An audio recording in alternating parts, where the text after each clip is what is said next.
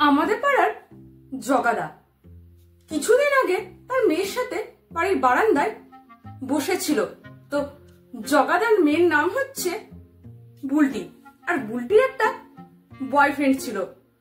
তো যেদিন জগাদা তার মেয়ের সাথে বারান্দায় বসেছিল, তো সেদিনকে জগাদার বাইরে যাওয়ার কথা ছিল। তো সেই জন্য বুলটি তার বয়ফ্রেন্ড কেলটুকে ডেকেছিল। তো কোনো কারণে জগাদা বাইরে যায়নি, তো তাই তার মেয়ের সাথে বাড়ির বারান্দায় বসেছিল। এদিকে হঠাৎ করে বুলটির বয়ফ্রেন্ড কেলটু বাড়িতে হাজির।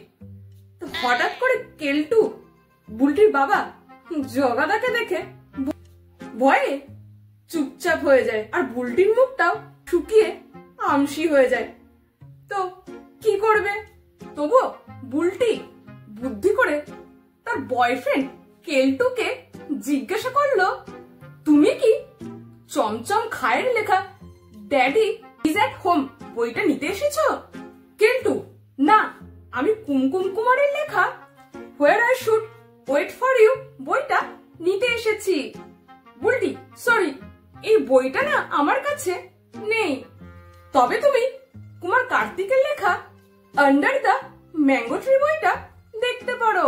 কেলটু, ঠিক আছে, তবে তুমি কলেজ যাওয়ার সময় retail management guide call you in 5 minutes টা আনতে ভুলো না।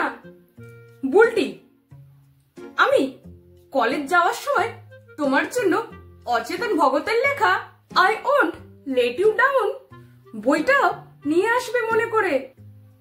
কেলটু, ওকে, বাই, তবে আমি আসি।